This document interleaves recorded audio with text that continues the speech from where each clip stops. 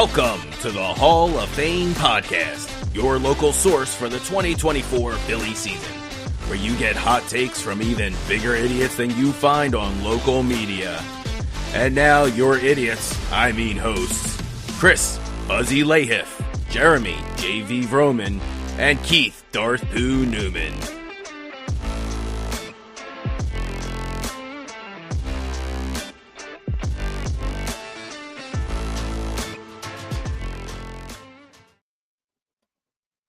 All right, good evening. It is Tuesday, April 16th, 2024. Coming up on today's show, Orion and Taiwan are back, kind of. Harper, Casti, Rojas under the Mendoza line going into tonight. You worried? Is the MLB trying to ruin the MLB? Who's to blame for these pitcher injuries? Clutch sends number 300 into the stands. But how do we feel about the series overall? And we continue our favorite CBP moments. All that, maybe a little more on episode number 9 of the Hall of Fame podcast. I am Jeremy J.V. Vroman, joined by Keith and Chris. How you doing, fellas? Living the dream. Good. Yeah, kind of what he said. Usually we do. When we do this, we follow the in-game of what the Phillies are doing, except the game's over. Yep, the game. we normally have that. That was a very, very quick game. You have just a beast of a performance tonight by Ranger. I think we've talked about this. Just personally, the three of us. You don't see many complete games anymore. Do you think that's a mistake? Do you think that's good for his psyche? Like, what do you like? Do you think it's dangerous to his arm at all? I think Topper just fell asleep when he woke up. He's like, "Oh, it's the 9th. Oh, he's still there. I guess he can keep pitching." It happened to me. I looked up and I even said to you, JV, I was like, he's still in this, right? Because normally he's out by like the 4 1/3. I could see him, even if he was doing well, just go to the 7th and just for arm's sake. But even in the 7th, I think he was sitting around 81 pitches. He had 8 pitches in the 8th inning. Yeah. Yeah, he still was under 90 by the time he got to the 91. I think he started the 9th with. 8 pitches is how many he threw in the playoffs, too. Are we still on that? We're not doing that. We're not doing that to the guy. This is a 2024 season. Dead horses get beat around here. That's what they do. 2024 season. You see how long he held on to that ball before he threw it over. I think he inspected the stitching on it before he, tossed it over. It was so cocky. I loved it. Bryce is like, can you throw this, please? Please. Hello. Bryce is like waving him down. He's like, I'm the one who gets it. It was 112 pitches he had today. 112. It was a beautiful performance, all around. He, and he had a great support. He had great field support. Marsh with that amazing throw in. Bryce just taking. Hold on. You mean this one? In the air to left field, Marsh going back. It's over his head, and it's off the wall. Played beautifully by Marsh. Here's his throw to second base. In the air, what a throw! He is out at second base. That was tonight. That was gorgeous. What a chop! Do you know what that reminds me of? Willie Mays Hayes stealing second, and the guy just waiting for him because he slid too early. He's like, "Come on, come here, bring it in." That was beautiful. So yeah, he had great field support. He just looked, and he looked just very Ranger-esque, very calm. It was nice to see. It was really nice to see that for him getting kind of comfortable again in the season, not being pulled like JV said pretty early. Nice to have that confidence. That it puts him 3-0 in the season with a 1.73 ERA. 1 point. For a contract. What are you not going to get? You're not going to pay him? Why is he not talked about as like the next biggest thing? Because, I mean, is he? Is he the next big thing? Is Ranger we've watched him develop here for now the last 2.5 years? Has he developed himself into a player that is going to be star caliber? Is he going to get max kind of contract, or is he going to set the bar? Is he going to get a Snell level contract? Nah, he's got one more year eligibility left for arbitration. Then he's an unrestricted free agent. So that's just not going to happen. Like he'll get that big deal in 2026. Couple players come off contract. They were going to arbitration. They are going 100% to arbitration. Yeah, he got $2 million last year. He got $5 million in 2024. He's probably going to get 8 or 10 this year in 2025. Yeah, and his payroll salary right now is 5. It's 5, right? A little over $5 million. Yeah. So and he fits in right where a 2.5-year pitcher who is a potential ace sits at. It's not like he's getting robbed. I don't think, but you have to start talking about the conversation of like, where does he fit in on the pay scale of MLB pitchers? And I'm not talking about like of newbie pitchers. I'm talking of like high caliber pitchers, because that's what you're developing right here. You're developing a very, very, very nice ace. Yeah, I think based on his body of work, his age, maybe somewhere around that 12 to 15 per year range. With guys like Nola and Wheeler getting 20 plus, I think at least at this point of his stage, he gets a shorter 15 million roughly. 3 years at 15, give or take a little bit. So yeah, that sounds super reasonable. Going 3 times the kind of the. He's not getting a $70 million contract, but yeah, I could see it being around along the lines of anywhere from 40 to 50 million. I don't know. I think he'll get some kind of if the Phillies don't offer him a contract, someone's going to overpay for him. It's just the way baseball is. He's a left-handed pitcher. Like I said, he's left-handed, so that's always a win. Yeah. They're gonna, I think the Phillies have to be worried about somebody coming in and overpaying him and stealing him away. So I think they got to lock him up a little bit sooner rather than later, because I think if you wait till he hits that free agent mark, he's going to go, that 15 is going to easily go up to 17, 18, 19, somewhere in that range. Yeah. Which I think is too much for him based on what he's done so far. Do I think he might, if he continues this in, by 2030, yeah, he's definitely worth that 18 to 22 range, or whatever that equivalent becomes with the inflation at that point. A 1.73 ERA, gentlemen. Like, we haven't had something like that in a real deal like that in a long time. Let's talk about that for what that is. I don't want us to, if he goes for 20 million, he's got postseason problems, right, Chris? We know that.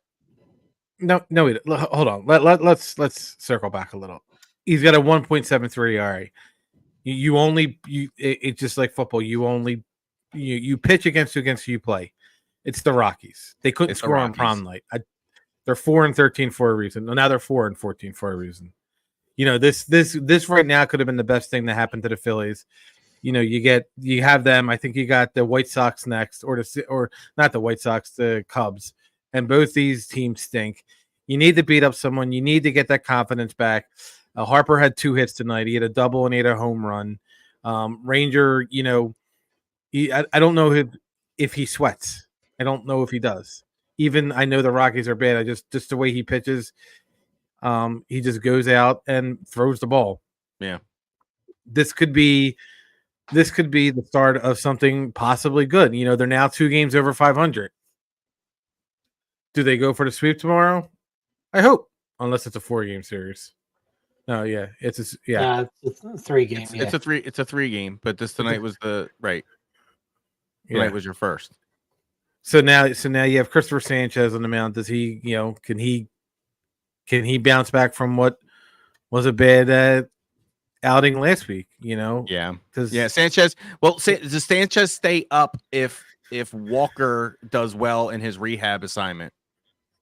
absolutely. I don't know if he goes down, but there's no reason not to because Turnbull, he's had one bad outing and that's it.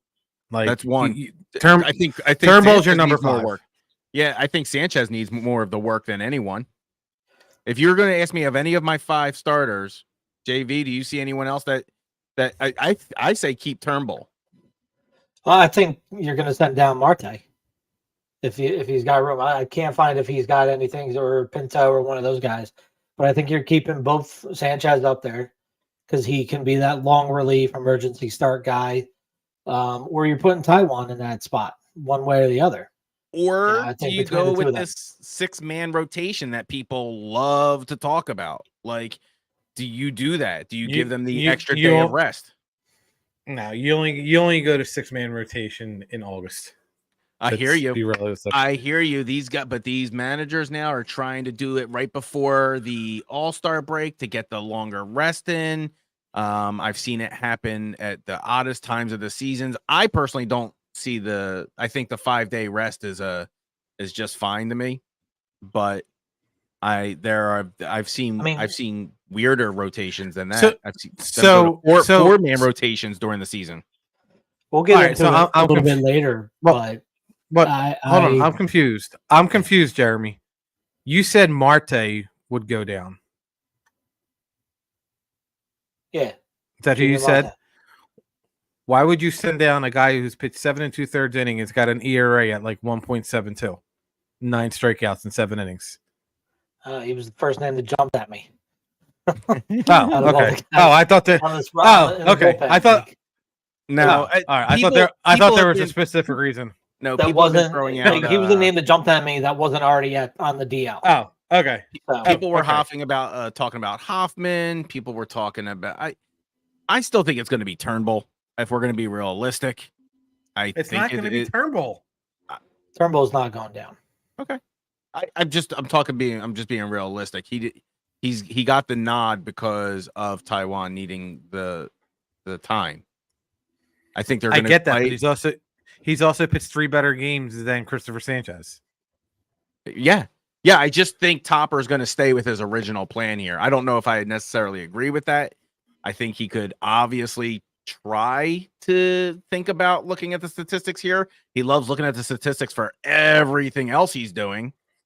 But you're right.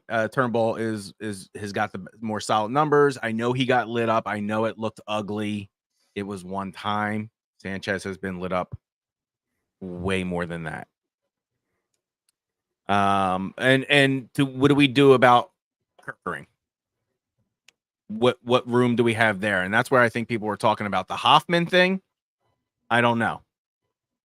Do you let Hoffman stay up here with the chances, or do you just switch him out for Kerkering, or do you let Kerkering stay down there and do his more minor stuff? Listen, after this play last night with him and Freeland at the plate.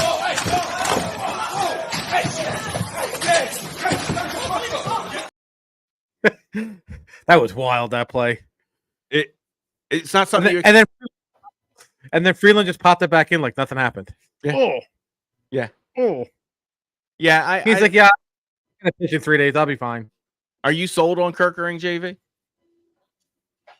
I'm not sold on him, but I want to see more from him. I want to see him more just to see what he can do. I mean, I know the playoffs were rough on him, but he had a good, solid end of season numbers. He had a decent minor league season going before he got called up. So, early enough in the season that you see what you got in him, and it doesn't hurt as much. In the playoffs, it's tough to see what you got in a guy. That's where it hurts you. In April and May, it doesn't hurt as much, and you still have time to recover from it. So right, and he's also 23 years old. So and listen, let's be realistic. His movement on his ball, it's pretty good. Now he's just got to make sure he's got to be consistent with it. That's where you're gonna fall, where you're gonna lie into some problems. Yeah, he's gotten himself in trouble We've seen it. He's got great movement, but he also has hangers, right? And he misses his spots. So, but that happens with Wheeler, right? I mean, it happens with anyone who is going to be throwing any particular day. However, he's young. There's time. Atlanta needs a pitcher.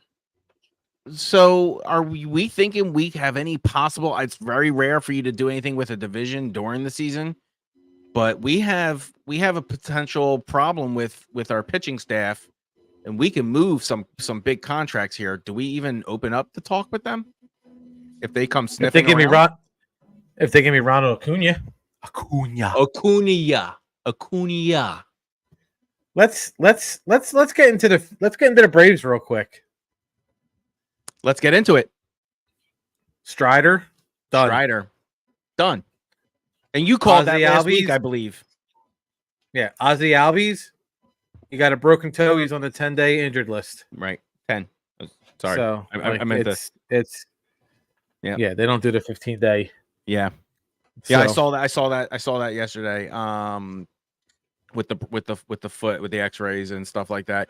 All right. They had this happened to them last year, but they did some really amazing moves before the All-Star break, and they saved their season and still had a very, very impressive seasonal record. So if you're a Braves fan, and we do have some Braves fans who like to listen to us, I think it's because we're fair and we don't really talk that kind of trash. But what do you do? What do you do in that situation? If it's us, do we start panicking if it looks like the wheels are falling off? Because the Braves, it happened to them last year and they did just fine.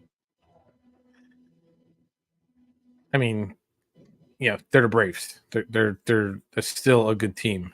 It's they're still 10-5. They're 5 games above 500. They just beat Houston yesterday 6-1. They're beating them now 1-0. It all depends what you get from the pitchers who are going to replace him. If they don't get decent pitching, they may have to make a move. I don't think the Braves are going to take on Taijuan Walker, if that's what you're thinking. No, I want them to take him on? Yes, in a heartbeat, just because of the contract itself, and I think he's a liability for us.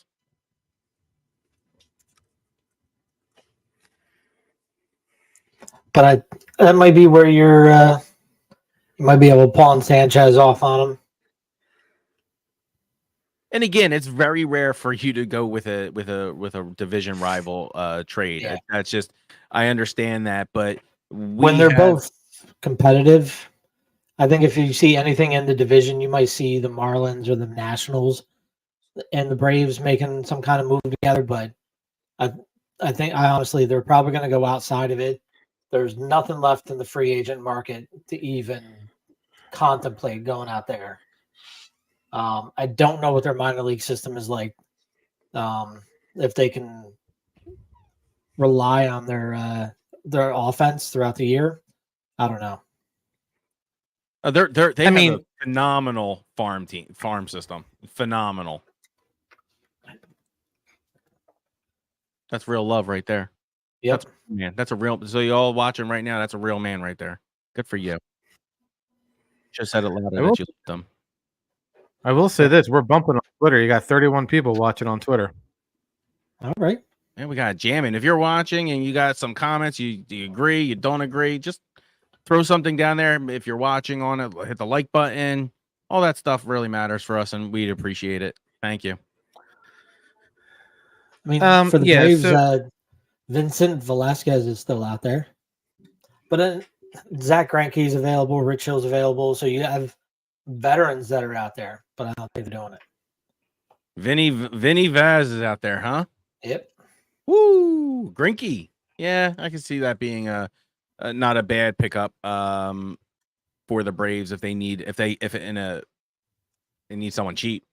He's gonna come probably at less than $5 million a year.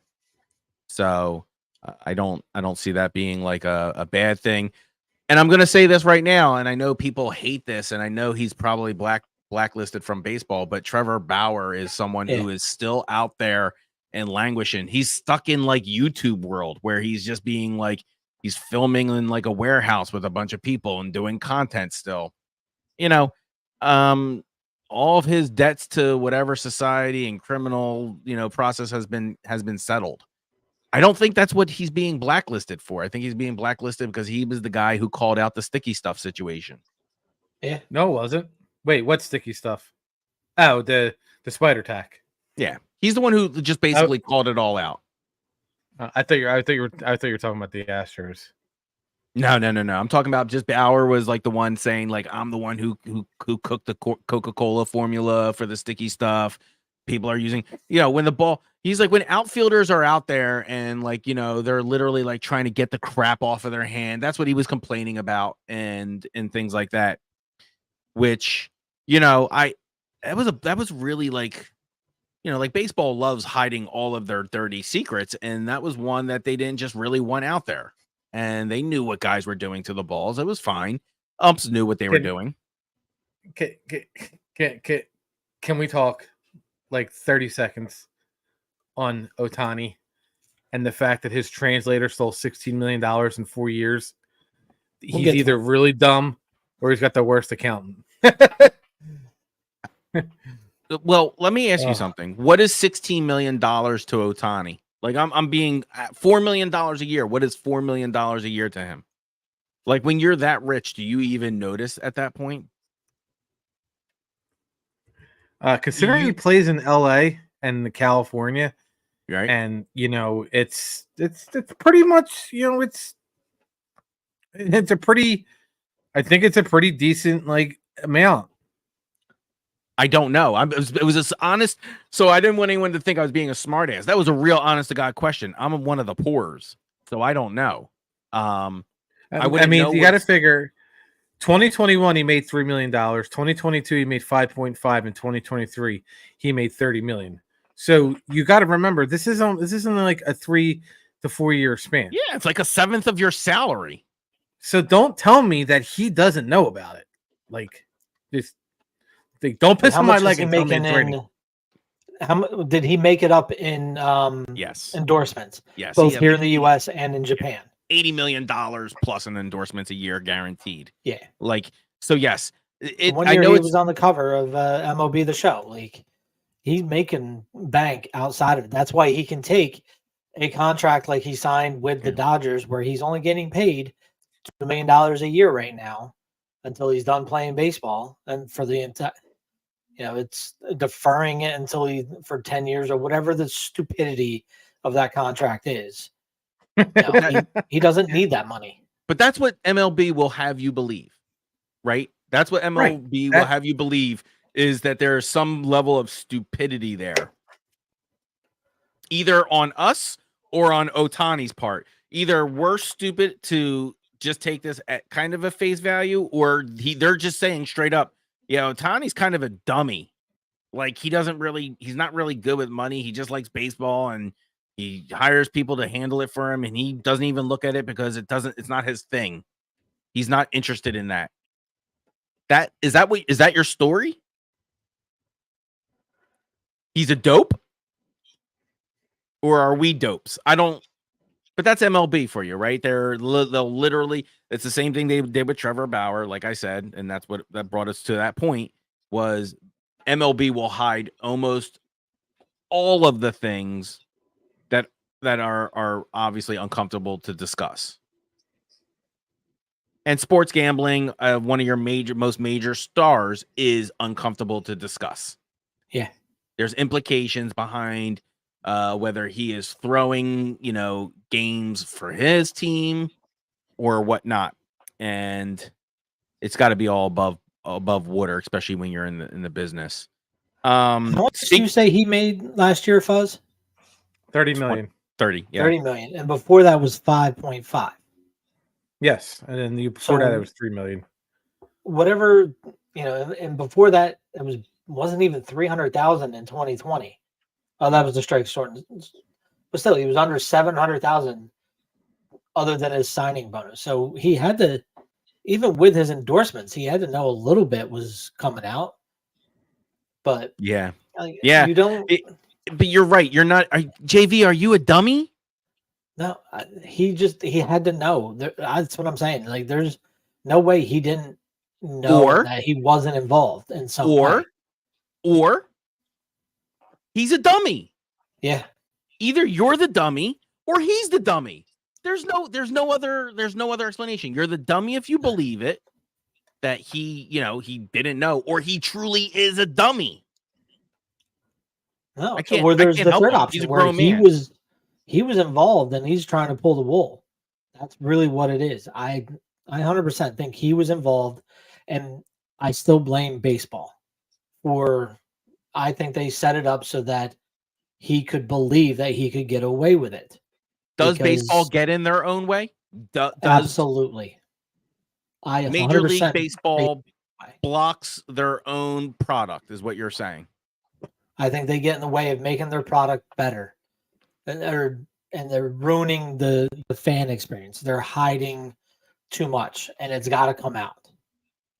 Like, what are some of those things that are blackening the product, or like marring it, or just you turn and you're like, that's not my baseball. Right. The fact that it took them a week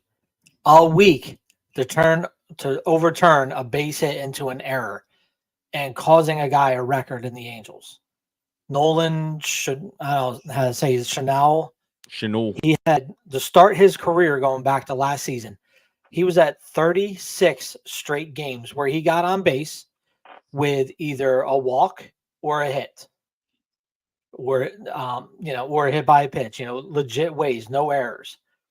And then he had a game last Sunday.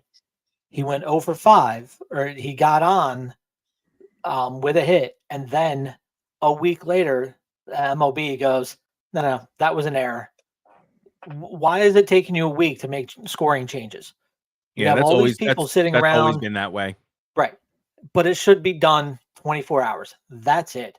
If you can't, in fact, it should be done on the spot. If your official scorer can't make that decision while watching the game, he needs a new job. He or she needs a new job. Like, that's ridiculous.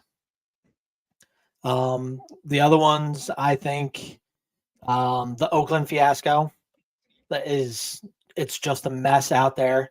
Baseball's getting in the way of that. It's going to be, I think it's worse than the Montreal Expos from back in the day. I'm not a huge fan of the pitch clock. And it's not because of the injuries that I don't like it. It's now the fan experience is changed. Now you go to a stadium with 30, 40,000 people in it, and everybody goes whenever people are going to get something to eat. Now you're missing you could potentially miss 2 innings standing in line. Whereas before, the way baseball has always been played, and I hate saying it that way, but without a clock, you could, if you got young kids, take them to a game, go get something to eat. They're going to want to go to the bathroom. And now all of that goes away.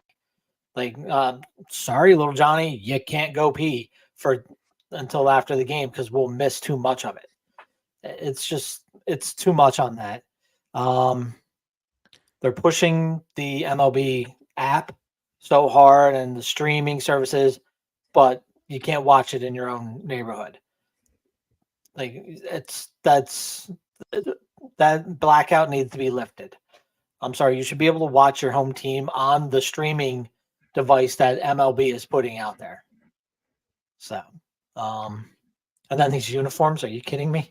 We need to keep going. I mean, did you see the Pirates and Detroit game the other day before the Phillies series started with the Pirates? One of the Detroit Tigers slid into home, entire leg was exposed, butt cheek to ankle. Kid you not. It was ridiculous.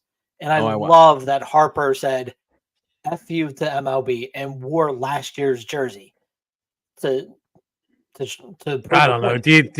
I mean, I'm looking at it. Do you think it was? It was. Yes. Yeah. 100%. If you look at the stitching on the letters, it's the loop stitching. It's not shiny. If you look at it, you can see the detail in the stitching. It's a dead giveaway.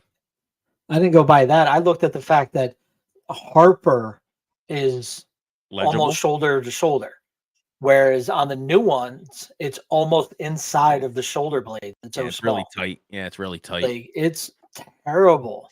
And they look terrible. So I think he just said, nope, I'm wearing this one today.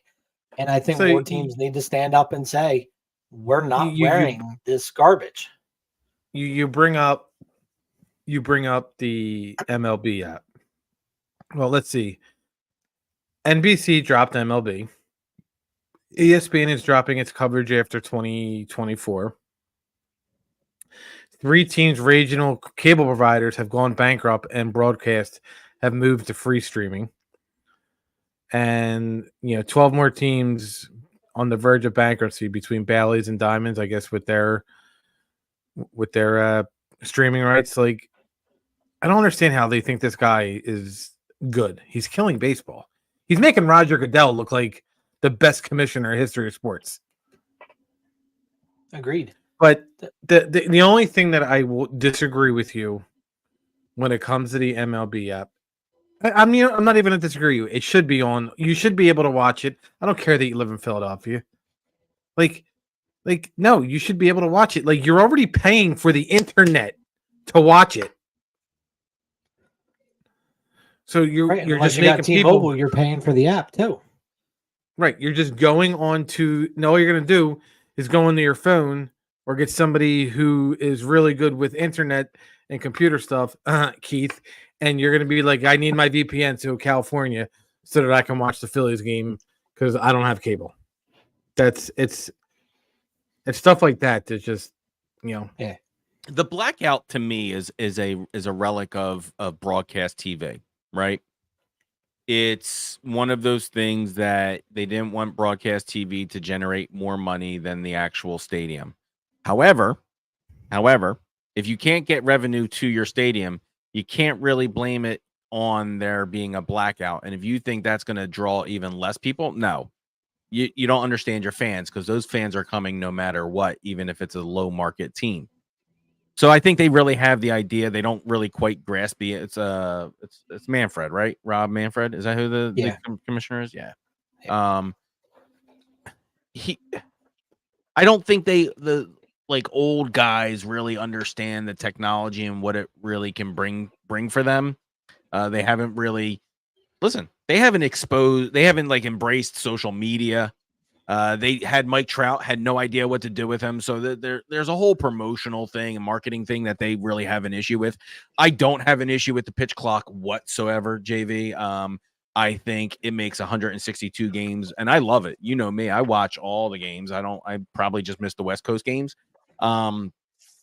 It makes the games more enjoyable, makes it bearable, and I do understand you're taking a family out and you're missing maybe this and that. Yeah, that is going to happen. I do agree with that. Do you know what's killing baseball? Angel Hernandez. Angel Hernandez. The Angel Hernandez? You mean the great and powerful Angel Hernandez, who had a federal court tell him that it's not discrimination, it's not racial discrimination, you just suck at your job and they are calling you out for it? That Angel Hernandez? Yeah. Yeah, it's actually, so I want people to understand, Angel Hernandez has a court order. It's written in the court ruling when they dismissed his case. You are bad at your job. Could you imagine? If I have that ruling, if a judge ever ruled that on my name, I would no longer have a career. But the fact that he even brought it up, their MLB is still scared to go after him. And I said it the other day to you guys. I almost wonder if MLB is turning into the WWE and Angel Hernandez as Earl, I forget his last name now, but just one of those referees that in the Earl Hebner. What are you wrong with you? Sorry. And Earl Hebner is WWF days. Like, I need you to stop talking. Listen. Not a big wrestling person. Yeah, like if you're gonna do like a wrestling like hyperbole or a metaphor or any type of allegory, I don't know which one. I don't know if it's a simile. I'm not even sure. I just don't want you doing it. Okay, it Okay. offends me. So I am the Angel Hernandez of wrestling analogies now. That's good. That's So I that's can keep fine. going. I'm fine. That's fine. Yeah, you swung out and you whiffed on that. The Just when we did a playoff shows in October, Angel Vermin isn't allowed near the microphone. I think like I don't even get mad anymore. Like it is like it's I like I text you guys like it's at this point we're getting trolled. There's nothing you could say to change my mind. Like we are as a Major League Baseball, as fans of the game, we're getting trolled. Plain and simple. And I don't think I think it's almost to a it's a bit now, right? I think he knows exactly what it doesn't matter. It'll never matter. He'll never be held accountable. So what? Go ahead. I think he could just be one of those people that is just in that much of denial about how bad he is at his job. I don't know, man. There's a court order. Right. There's a physical court order that says you're bad at your job. How can you be in denial? The federal government says, "Nah, you're just bad, bro." I trust him behind home. I trust him behind home plate more than I trust Angel Hernandez. And this is a troll. This is what we're doing. And we're getting gnomed. That's a gnome. We're getting they're the same thing. No, gnomes, trolls, not the same. Completely different mythologies. That first of all, that is gnomist. Okay, and it's a little trollophobic, if you ask me. I'm thoroughly impressed with how bad he is. No, I'm not. So let's go back to the Nolan. He called a strike 7 inches off the plate. I'm not even doing that. We're not even doing that. We have seen Angel rob people of Hallmark records. Yes. Yeah. Okay. So that not as bad as Jim Joyce, but at least Jim Joyce recognized it and apologized. He said sorry. He goes, "I know what I missed. I will take that." Yeah. Right. But Angel Hernandez will never, ever, ever have that self-awareness, or at least maybe when he has his little documentary in years, he's like, I knew what I was doing. But records get jacked all the time through human error. So that's why I've told you for years I've been fighting for more of the technology in there to kind of safeguard it, because if you are considered to be the best of the best, and this is the greatest show on earth and all that stuff, well, I want there to be I want the guys judging it to be just as good as those guys in their craft. I need the all-star of umpires in there,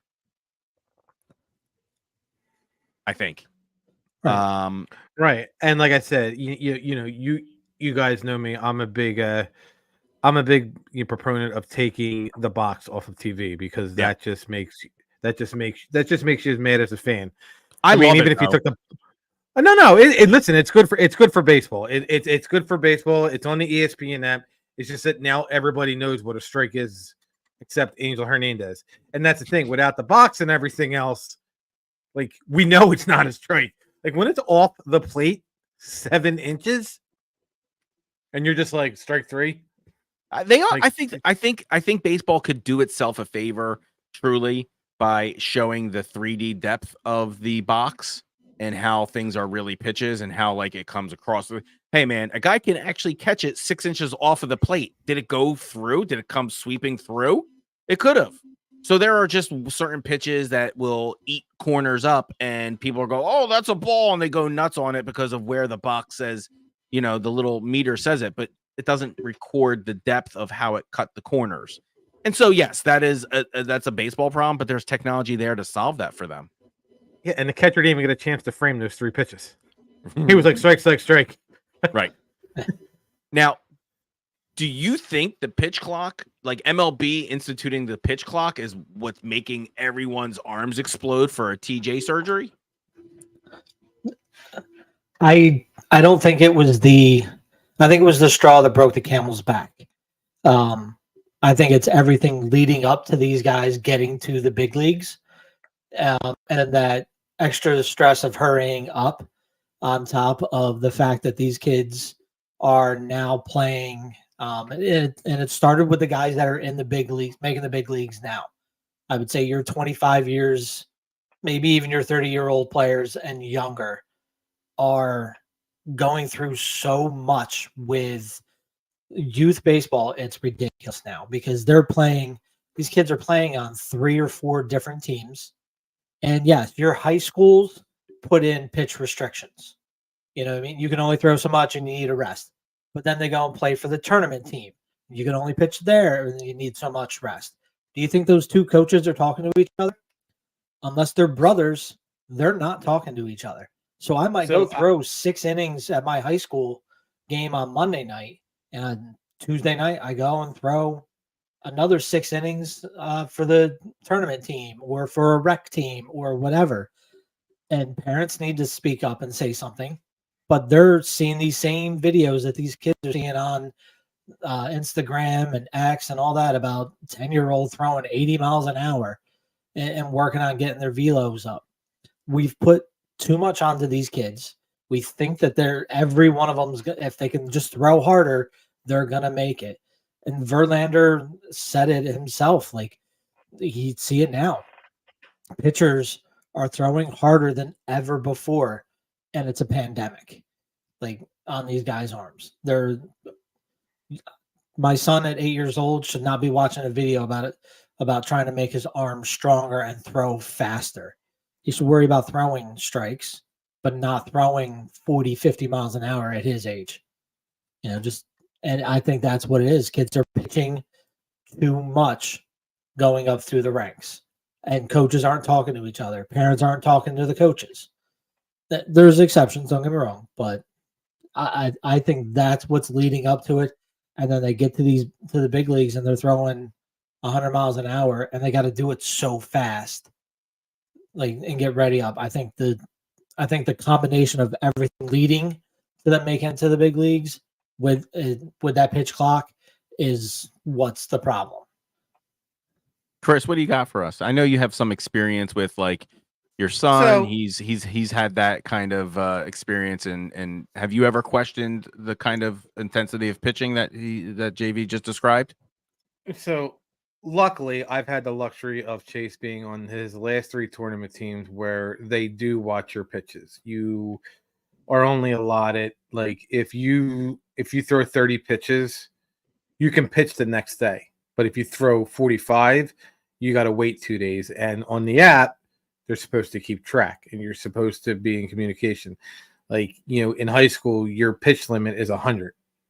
It's like, we had a kid yesterday who pitched for New McGrady, and he had like 97 pitches. He was able to face the next batter because he was over 100.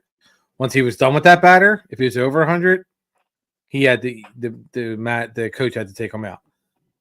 The pitch clock, I do blame it a little bit for the injuries, but I also blame the players and the coaches because you're trying to throw hard. And, Maddox never threw hard. Nope. No, now we're talking about the velo rush, right? And that kind of goes back to the Trevor Bauer conversation. And with them breaking down, checking hands every inning, right? So you can't. That's a lot of velocity is lost off of you not being able to tack the ball back onto your hand, right? To throw that spin. That spin, they weren't throwing as hard, but they were spinning hard. That was the difference with the sticky stuff. And now once you have that rotation taken out of it, your velo drops, and you have to make that up with power.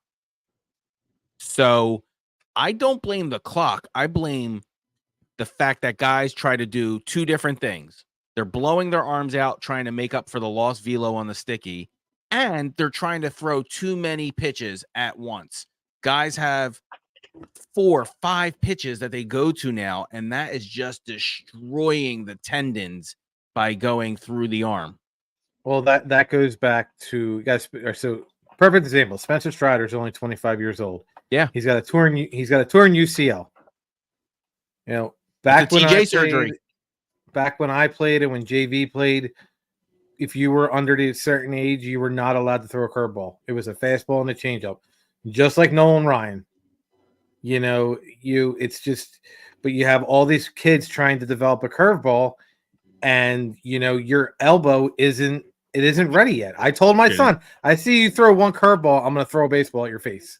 Should not. It's going to be it's getting dangerous. hit in the face. Getting hit in the face with a baseball from me is a lot less dangerous than hurting your arm not developed at the age of 12 and 13. Forgive my ignorance, and I I understand it. It's the front part, right? It's you shred all of this, correct? Yes. It's all okay. Yeah. So like to me, that's that curve. It's the curve motion, right? You're just shredding. That's exactly what it is. The twisting, yeah. Yeah. Now there is a type of curveball that they call it the soda can curveball, where if you kind of hold the ball like this, like you're holding the bottom of a soda can, and when you pitch, you're coming through and just kind of flicking the soda can over. So this here is putting that's there is putting your rotational spin on it. Your cup. But your hand's more turned up, like you had a soda can sitting right here, and you're holding the bottom of it. Yeah, I like and that. You're flicking it this way, so it's a little bit more of a fastball motion, but you're getting that curve because it's coming out. So you want to send the soda can end over end. Oh well, guess who's it's trying? A little bit better trying that.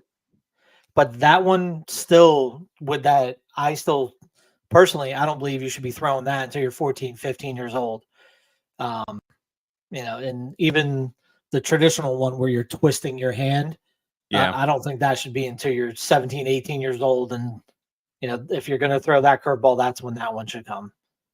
I think there should be that 4-year gap. But Fuzzy, I want to jump back to last week. We were discussing, do we this is kind of like crazy because we just had Ranger throw a complete game tonight, but because of the injuries and the amount of the injuries that we're seeing on this, do you change what a pitched game is for a starter as 5 innings? Do you want to reduce that to take off that? No, it's still 5 innings. So you want the players to learn discipline, right? Discipline, their own self-discipline. What are your limits? What is your body capable of? Is that where you're leaning to, or do you think it's MLB's and MLBPA's position is that they should be protecting the pitchers? And how do you do that if it's the pitchers throwing all of the hot stuff and the multitude of things they're throwing, the variety of things, if you will? Well, they're not going to ban baseball pitches. Let's go. That's yep. That's out the door. Yeah, like that's not going to happen. The pitch clock isn't going anywhere. Again, I go back to I don't know how much the pitch clock is because they're also throwing pitches before their warm-ups. They're throwing the first base on pickoffs. So like you can limit the damage of what you do. You can take your time. Aaron Noel takes his time. He's get called for a pitch violation multiple times. So you can take your time. I don't know what you need to do for your extra 2 to 3 seconds to, get your arm ready. What do you want baseball to do? Like as a player, like Strider should come back and be like, all right, dude, I know how I got hurt. So this is what I need to do or not do to avoid this again. Because if he gets hurt again, he's only hurting his value and his next contract. He's officially playing for his next contract in 2025. And he's probably not going to come back until the middle of 2025. I call this the, just so everyone knows, whenever a guy's playing in he's playing for a contract year, I call it the Rod Tidwell contract. If you know, it's okay. But it's a Rod Tidwell contract. And I think this is one of those second week in a row he mentioned Rod Tidwell. Yeah. He worked hard for that contract. But there's always, you watch that player, do something, but when they get hurt, man, when they get hurt in a Rod Tidwell year, it's devastating. And Jay here, I thank you for listening. I'm sure you have a wonderful family, and I'm sure they treat you very well. But he suggests, why not extend the pitch clock by 5 to 10 seconds? JV, does that solve, or does it just absolve the MLB of the issue. I think it's just a smoke screen to do it. Like I said, I do think it's the multitude of pitches coming up through the ranks. But I think, and I'm actually stealing this from Justin Verlander again, to incentivize the longer pitches instead of making the game shorter, make it longer. Now you want to get the W, you need 6 innings. Start learning how to pitch, not just throw hard. And that's why you saw guys have these longer careers, like Maddox. Even Nolan Ryan learned how to pitch, not just throw. Like, granted, he could throw 100 and something miles an hour until the 8th inning, but he learned how to offset that by throwing changeups and throwing a curveball. And it wasn't 200 pitches a game of straight fastballs. He mixed them up. He learned how to pitch to different guys and start locating them. Greg Maddux learned how to locate.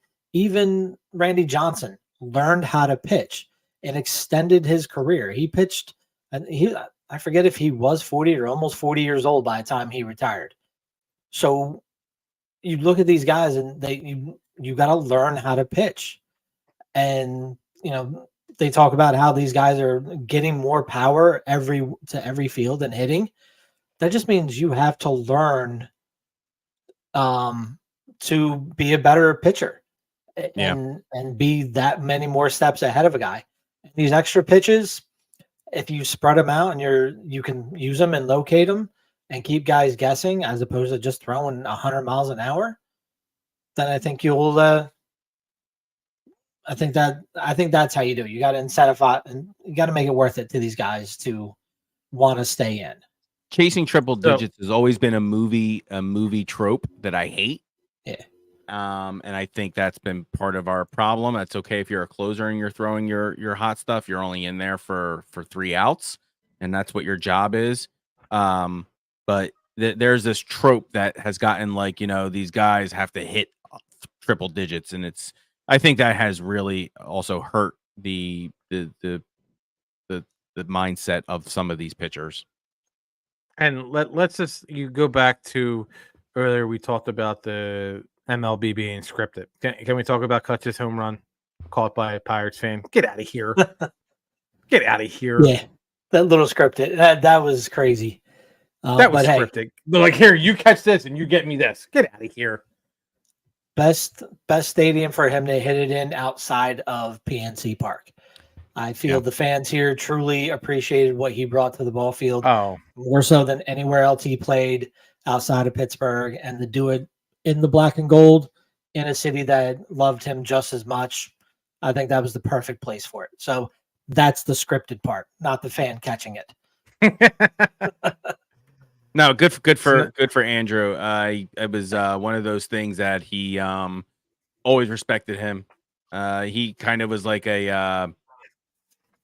I think when we got him, you were like, we were even talking about the age as a factor, but I'll tell you what, man, when he played for us, he looked sprier than, I know he had an injury early on with us, but then he still looked sprier than some of those guys out there that were, 10, 15 years his younger, 10 years.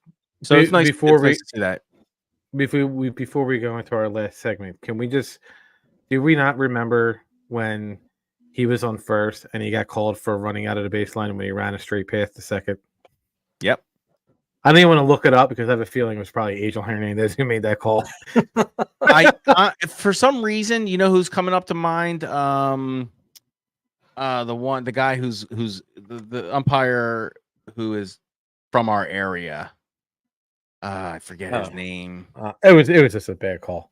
But if Jay is listening, he would know he hates this guy, hates him with a passion. But he lives near us and he's got family in the area and he can't stand him. So if you remember who I'm talking about, I think that's who it is. He was the one who called him outside the baseline. I remember that very vividly, and I'm now angry. All right, so let's go on. Let's move on to happier moments. So this is our last segment of the show. Every other week, with the 20th anniversary of Citizens Bank Park opening, we each pick a moment from our favorite moments at Citizens Bank Park, whether we were in there live or we just watched it on TV. We're gonna start with JVs. No, we'll leave JVs for last. We'll start with mine.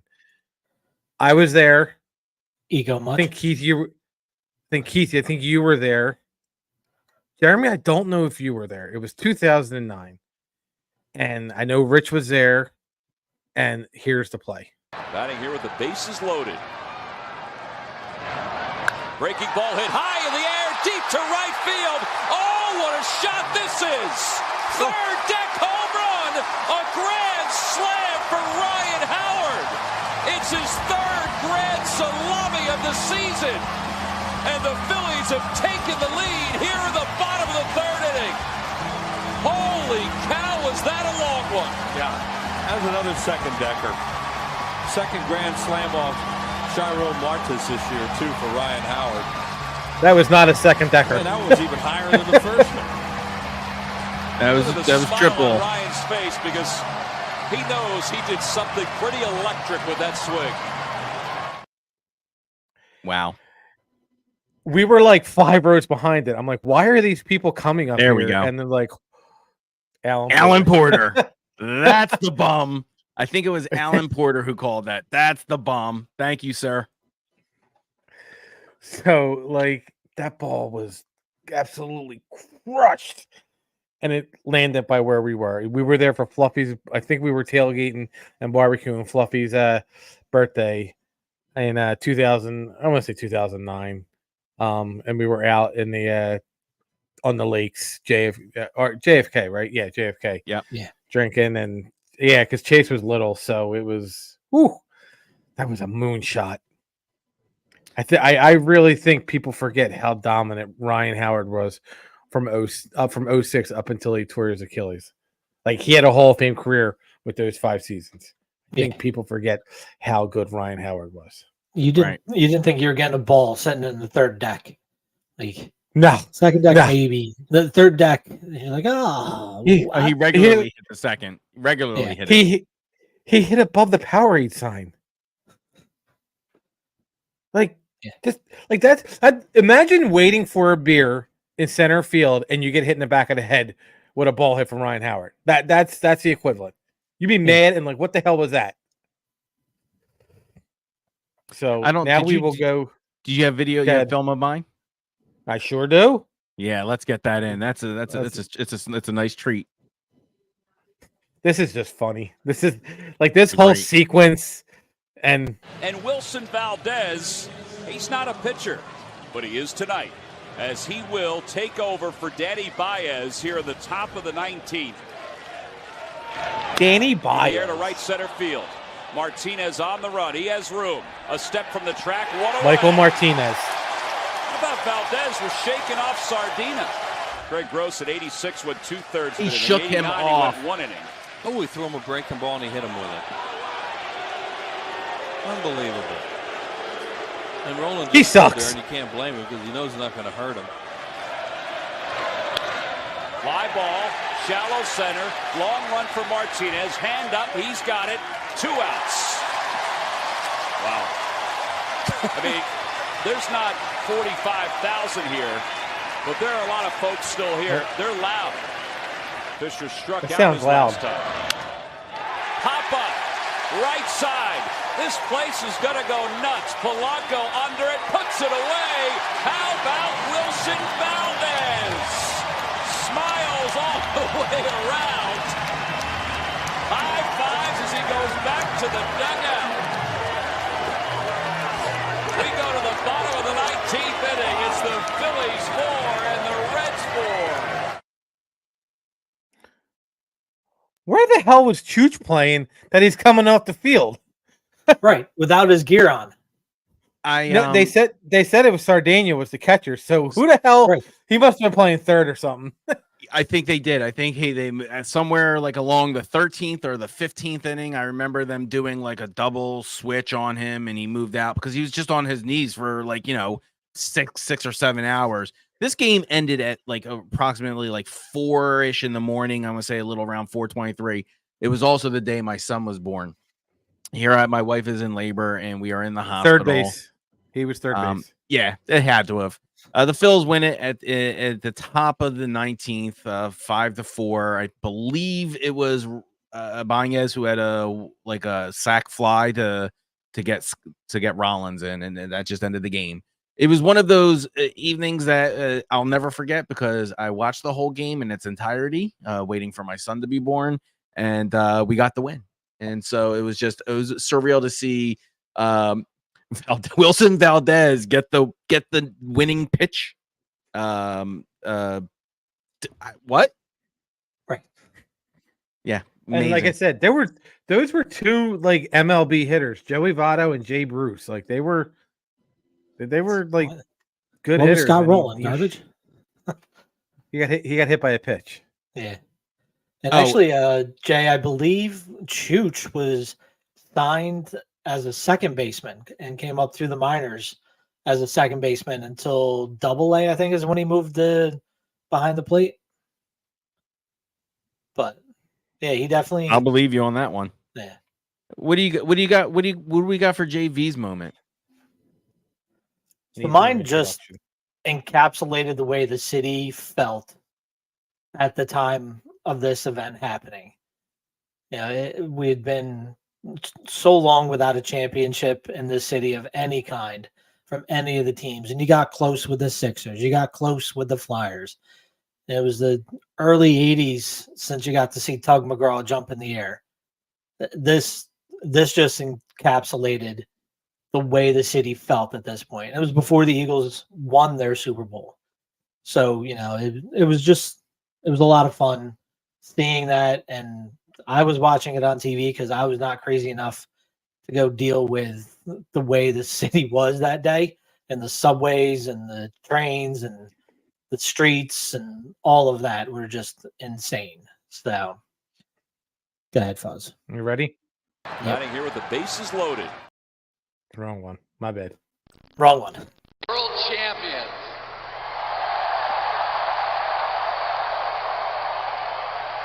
World fucking champions.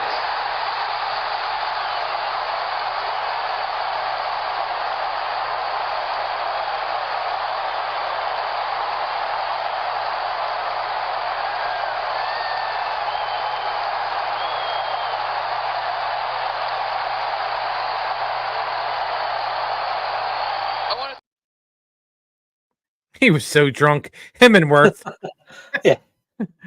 Worth loved every second of that, and it warms my heart knowing that he's still playing baseball in like a rec league and smashing the ball like on everybody just because he can, because he's he's Jason Worth. Right. All good moments, gentlemen. Yes. Those were exactly kind of, they encapsulate how we follow our team. I think they are one of those. All of those are moments that we're never going to forget. And I think mine was just cooler though. I'm just gonna, because that was. I mean, mine got a curse word on live TV, so it sure did. It sure did.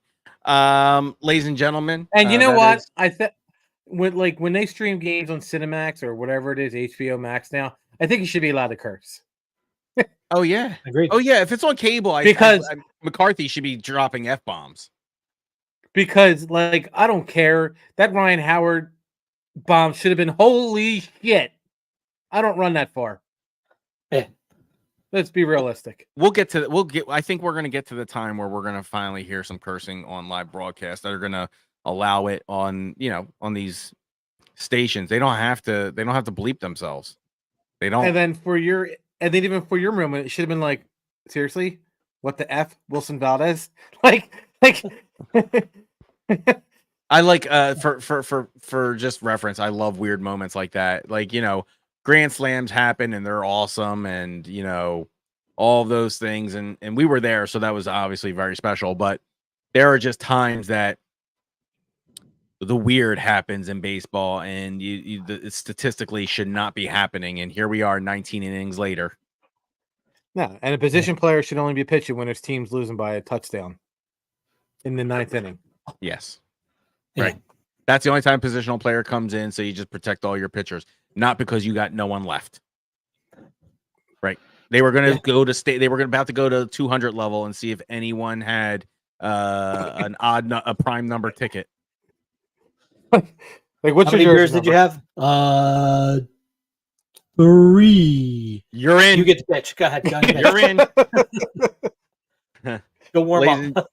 Ladies and gentlemen, that is our 9th episode of the Hall of Fame Club podcast. I do truly appreciate you guys staying with us. We apologize for being on just a short moment late today. We will be back next Tuesday at our regular time, 9 o'clock. We hope to see you all there again. In the meantime, I am Keith. I am JV. And I am Fuzzy. Have a great night.